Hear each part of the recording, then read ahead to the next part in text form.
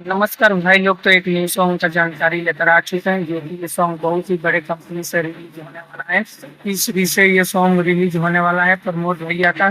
तो जो भी प्रमोद भैया का फैन है प्लीज चैनल को सब्सक्राइब कर लीजिएगा, क्योंकि ये बहुत ही बेहतरीन सॉन्ग है जो कि तोहरे में रानी हमार प्राण बा, जो कि कल सुबह 7:15 में रिलीज होने वाला है 29 अगस्त को।